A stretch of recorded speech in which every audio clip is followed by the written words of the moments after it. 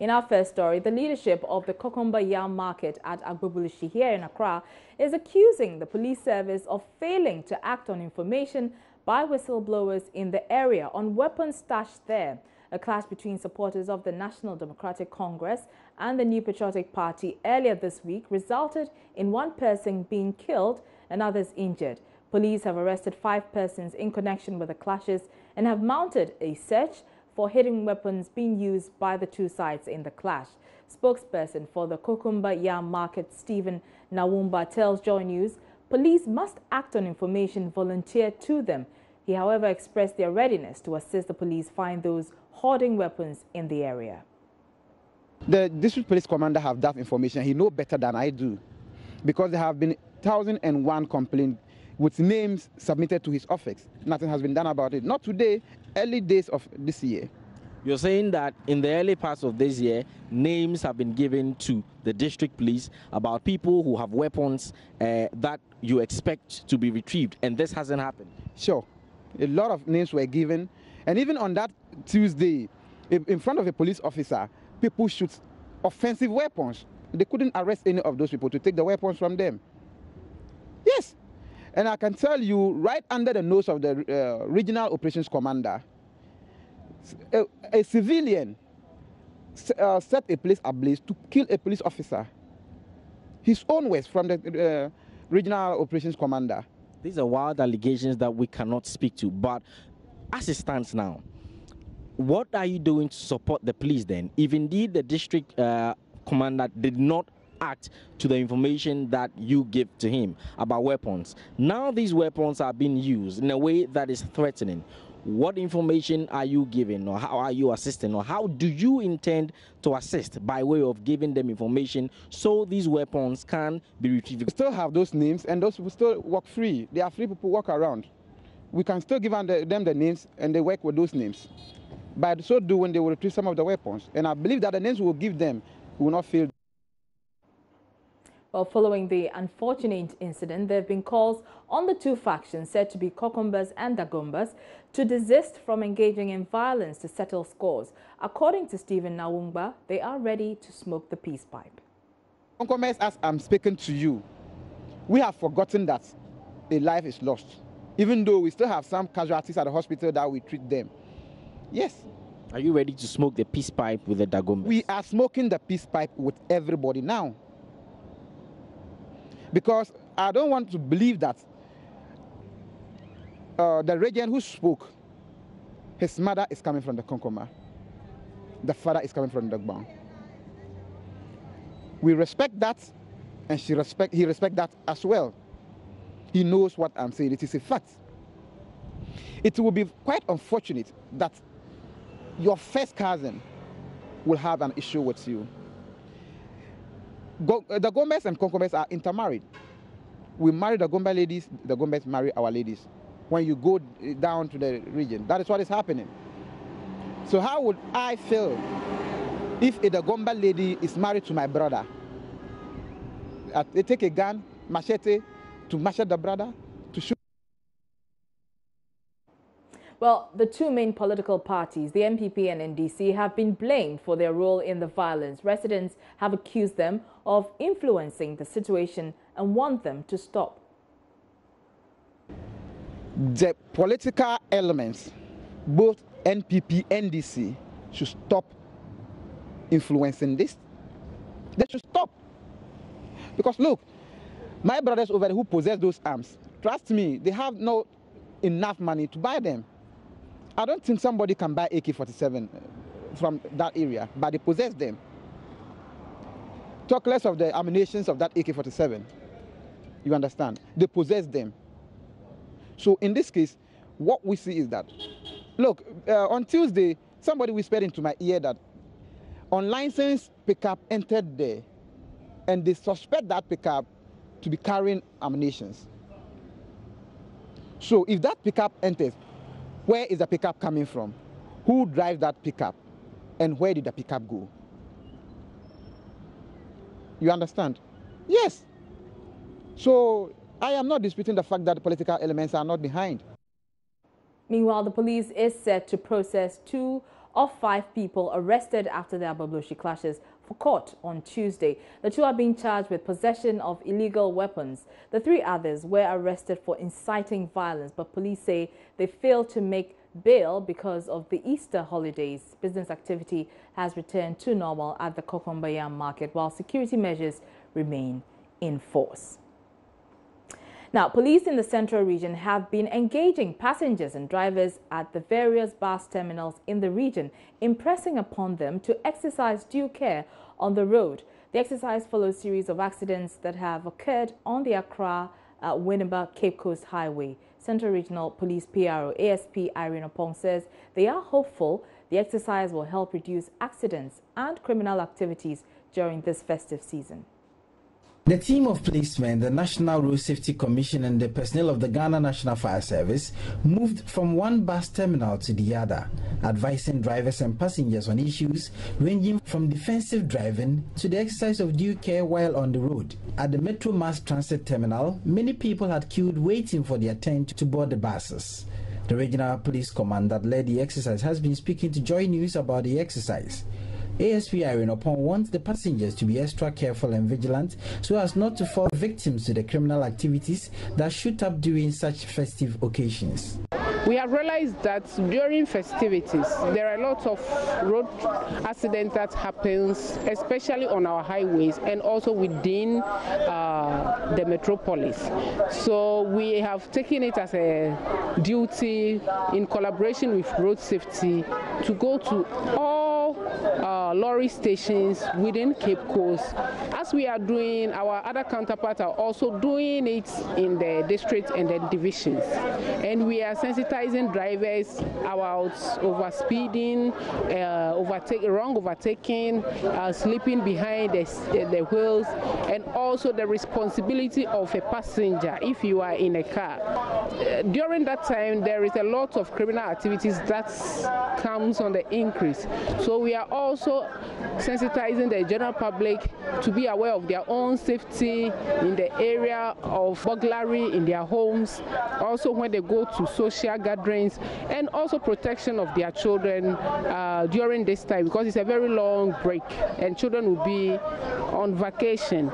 So we want them to keep an eye on their children so that to some extent we can combat domestic violence, and also phone snatching and burglary can also be on the minimum. The Ghana Water Company Limited has begun electronic billing of customers while it gradually phases out paper billing. SMS messages have already been sent to customers in the Greater Accra region, the Central, Ashanti and Western regions. The Ghana Water Company Limited introduced an electronic billing system to replace the old paper system in June 2016 on a pilot basis in the Tema region. The new electronic system will calculate the water consumption instantly and automatically send to customers their corresponding bill via text message and or email. This is a sample of a meter, and we all our customers have this. Close to 80% of our customers are metered, so they have this in their homes. And this is the Android device. Okay, just like it's just our phone. Yeah, but it hasn't got the the caller properties, so you can use it for a call. Phone. If I have my phone and I still use it to make a phone call, I could still use it for this, right? Yes, but is this a special phone? No, it's the normal Android phone. Okay. You can see all the apps on without a caller app. Okay. So I can't just use it. I can't use it for a call, but I can download any app at all onto it. No, what I don't understand is that if I have my phone, can my phone look for your just you? You have your phone, you can download all our apps, but you're not registered in our system, so you can't use it in reading. But you can download just like you download any application on the phone. So you could use any Android phone. That's the point I'm trying to make. At all, okay, which has a Google Play Store. Okay, application on it, and then you download or any other application that you want from Ghana Water Company. Right. So now show us how it works, and so you go to Google. You go to the Play Store. You can see this app, this GWCL registration. Okay, so you click on, and then you can see Ghana Water Company Limited e-water registration. Okay. So you see it, and then the meter reader has its details on. So he comes to your home with this device, And then where your meter is located, he goes there and then tries to get a GPS location off the phone. Now, when he does that, the customer information will come on the information if he gets the accurate GPS location. Okay. Then he takes a picture of the meter. So to show, you can see the readings, the calibration on it. Okay, so it will show. Now, if it shows, then he has to input it again manually. Now, with the picture and the manual input should be the same. If there's any disparity, there'll be a prompt on the device that there's a difference. So then he has to do the correction. So this one also eliminates that wrong billing. You're still watching Joy News Prime, the Easter edition, and still to come, Ministry of Food and Agriculture convinced 560 million cedi investment in Planting for Food and Jobs initiative will generate 1.3 billion Ghana cedis for the participating farmers.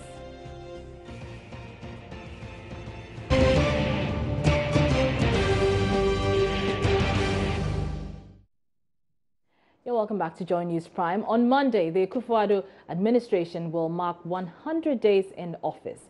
For some Ghanaians, the government has delivered on its promise of change, but for others, whatever changes have occurred have been insignificant. As part of our programming towards the commemoration on Monday, Joy News will be hosting the Vice President, Dr. Mahamudu Bawumia, to a town hall meeting to discuss the government's successes and failures within the last 100 days. As we build up to that program, we have been speaking to stakeholders in various sectors of the economy. Tonight, we will be touching on issues affecting micro, small and medium-scale enterprises. I'm joined in the studio by Charles Abe, who is the General Secretary of the Association of Small-Scale Industry. Welcome. Thank you, Araba. Thans for joining us. Now, your association caters for several trade organizations. Who do you cater for? Who are those that fall under your association? So, good evening to our cherished viewers back home. And we represent the Ghana National Association of Tailors and Dressmakers, the GNTDA. We represent the Ghana Hairdressers and Beauticians Association, the Ghana Electronic Servicing Technicians Association, the plumber who fixes your problems at home. They have an association, the Ghana Plumbers Association. They are members of the Association of Small Scale Industry. Then we have the Woodworkers Association of Ghana. They are also members of ASI.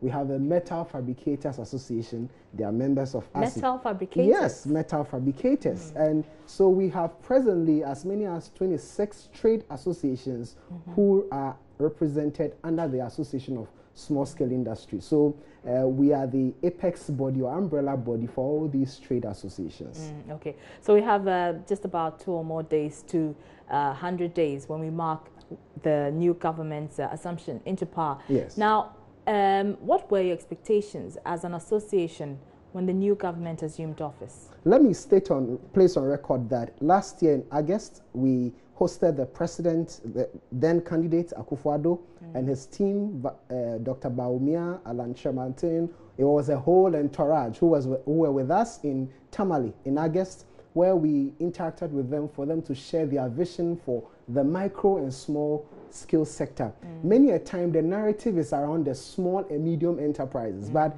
the hairdresser who has 2 apprentices, the electronics servicing technician who has 4 apprentices, they fall within the micro segment, what you would normally call the informal economy. And all the statistics from ILO, from the labor reports, you will see that between 65 to 70% of the employment provided or created in the private sector fall within the micro small scale sector. So having given this backdrop, last year in August when they came to us, they told us about the number of initiatives they'll put in place. And of course, they had mentioned the nuisance taxes, which they have taken steps. But there are some key issues that for us, we have not seen any signal of it yet in the present budget. First of all, we'll get to that, but tell us what your expectations of the new government were when they assumed office. You say that the candidate at the time, Nana Akufo-Addo, came to speak to you and speak to your concerns. I'm sure you raised some concerns with them and what you felt your members needed to be done. So what were your expectations as they assumed the office? The principal one was the efficient management of the economy. We all know that the macroeconomy has implications on the microeconomy. And so to the extent that government is able to stabilize the cedi, to the extent that the inflation rates are dropping, to the extent that the cedi gains its strength, and then to the extent that the government is not competing with the private sector for access to finance or funding, then those were our expectations, because in the previous government administration, we had challenges around these issues. So these were some of the concerns that our members tabled to the then candidate Akufo-Addo, and he indicated together with his people that these are areas for them in their manifesto. And so these were our expectations that we had of them before they won the elections. And have those expectations been met? So partly. I say so because let's take the macroeconomy. Early days yet, but we all can attest to the cedi, although it surged up a bit, now it's now gaining strength against the major currencies. We also do have seen that the inflation is also dropping, which is good for business. So it helps us to plan. Doomsaw, which was so much plaguing our members, we have some stability, albeit once in a while it trips and we don't have power. But these are some of the... But the power situation stabilized a while ago before the elections. Was that a problem for your members as well? You know, for our members, imagine that, come to talk of it, one of our members who is in Giselle Estates is in Weja, the Malam Highway Road, and you have this young man who is having a fashion design business and he's doing so well. He has about 10 workers on his own. And every day, my friend was spending not less than 150 cedis on buying fuel for his generator. And so you can imagine what the point I was making is that a month or two before the elections, the power situation stabilized. So that couldn't have been a major concern for your members. The month or two does not negate the consequences of what has happened within the period of 3 to 4 years. So you realize that we need to now get out of the situation. We are not out of the woods, because imagine he's sending away as many as 4 of his workers home. Who caters for these people? So we expect that things would bounce back such that what we lost in the previous period, we can regain, then accelerate our movement towards generating more jobs. Because we are the people who employ these young men and women, 1, 2, 1, 2, 1, 2, and it's a whole lot of employment we create. You're telling me about your expectations and some of them being met and others not being met. Which have not been met? So let me begin with the tax incentives. Of course, we have heard about the imports duty and all of the other things, but when you come to the local government level, where our members operate in districts, the business operating permits is a form of a tax on our members because it's done every year. But you realize that these business operating permits, whether you are making profit or not, nobody cares. For us, we think that the district assemblies are charging too much in terms of the business operating permits.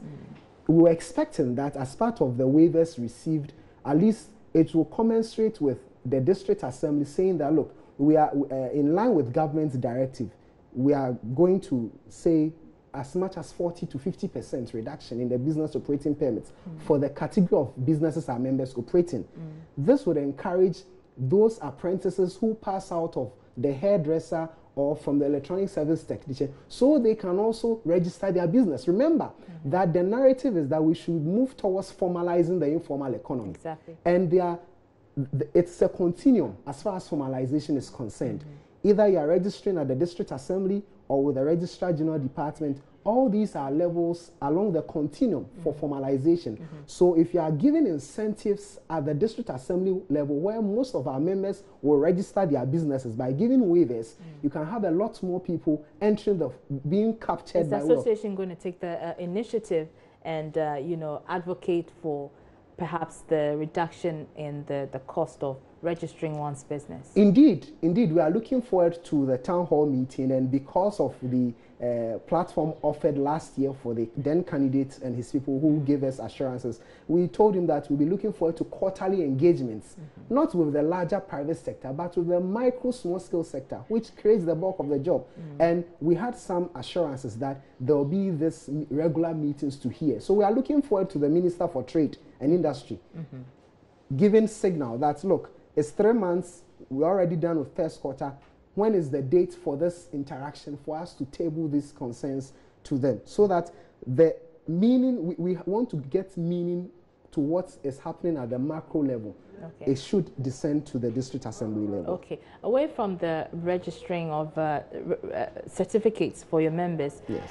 What else do you expect the government to do in terms of policy to help your sector? So, for instance, the Minister for Business Development says that there's a 1-year tax holiday for startups. Right. We say it's good, but it's not enough. Because he himself concedes, and the business report and research shows that for startups, at least you need 3 years to break even. So if you are giving tax holidays of 1 year to indigenous businesses, and the foreigner comes in and you give him 5 years tax holiday, what are you doing? We need some affirmative action within the micro small scale sector. So we want to challenge the government that 1 year is good but not enough. Stretch it to the 3 years, because you concede that the literature says that 3 years minimum before you can break even. So let's have the 3-year tax holiday.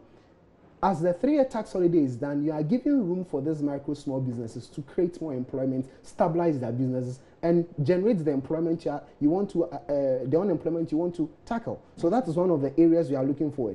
It was good, but not enough. Secondly, we want to highlight the point about access to financing. Okay. So far, we've heard of some support to pharmaceutical industries, and of course, the one district, one factory. But then again, in the budget statement, we are not seeing something concrete for the micro and small scale sector. We all do know that, yes, there's Maslock, the micro and small loan center. Coming to that. But you would agree with me, by the perception, you yourself can tell me and agree that the narrative out there is that, look, if you are a party functional, parachiki, or card holding member, then you can benefit from Maslock. True or false? Well, that's the perception out there. I can't verify. But that's the perception out there. It's a perception. And talk to ASI members, and they'll tell you that we are not benefiting from Maslock funds. We were expecting that as part of the affirmative actions for this government. You say that, look, out of the Maslock funding arrangement for this fiscal year, we are going to devote 40% of it in partnership with the Association of Small Scale Industry, which is a recognized umbrella body for the trade associations. Let's have a partnership funding arrangement where we can reach out to the over hundreds of thousands of members of these persons in these businesses. Then by so doing, we are tooling them. The hairdresser who finishes apprenticeship training, she needs to set up. By getting that financing support from Maslock, by virtue of being a member of the Ghana Hairdressers and Beauticians Association, and implied by being a member of the Association of Small Scale Industry, you are setting up these people to start off. Then they are able to repay. So you have tangible benefits from the financing arrangements from Maslock. These are areas we didn't see in the budget statement, and we think that if we want to continue touting the gains we get from the informal economy, let us put our money where our mouth is. I see. Now, speaking of access to finance, I'm sure that you are also seeking assistance on how you can establish incubators for startups. Tell us about that. Yes. So last year we signed an MOU with the Africa Agribusiness Incubator Network. It's based in Accra, Ghana, and we are looking at having centers of excellence, business excellence in every region. And the idea of this incubator is that, yes, we know about the theory in school, entrepreneurship classes and what have you. But coming to start up business, you need people to mentor, grow, and groom the businesses. So the incubator idea, it will be a center of excellence where along the value chain, from production management to marketing to financing, so, and the aggregators, all these are brought together in the incubator arrangement such that our members will not only benefit from these schemes that will support them with the knowledge they need to grow their businesses, but it can also help them grow other people as well. So it becomes like a trainer of trainers, a place where you build businesses and they can in turn build other business. So this is what we are partnering with the Africa Agribusiness Incubator Network to achieve, you know, for this fiscal year in the short to medium term. All right. It's been good talking to you. That is Charles Abe. He is the General Secretary of the Association of Small-Scale Industry. Many thanks for your time. Thank you. Now, small-scale miners in the Amansie West District of the Ashanti region have appealed to government to liaise with them to streamline and not ban their operations. As you may be aware, the Lands and Natural Resources Ministry has issued a 3-week ultimatum to illegal miners to halt their activities.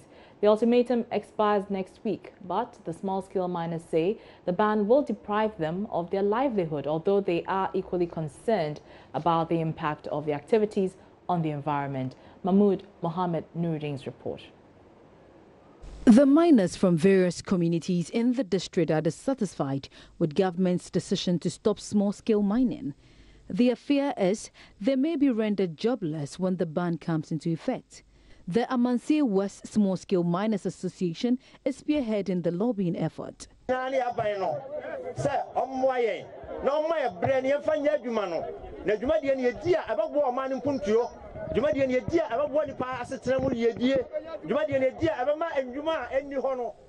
We plead with government to give us time to work because it will help the country's development and also create jobs. Many of us were jobless before starting this mining activity, so if government puts an end to Galamsey, many will be rendered jobless. We are therefore pleading with government to collaborate with us to streamline rather than ban Galamsey.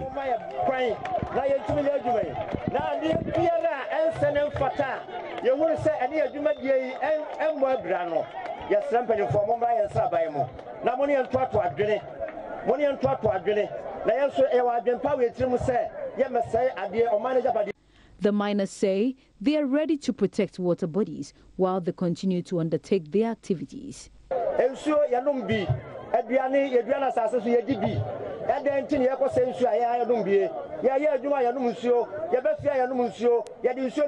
We use water every day. We drink, cook and wash with it. How then can we destroy our own source of water? If some miners are destroying the water bodies, we want government to collaborate with us to put a stop to it so that our water bodies could be restored again.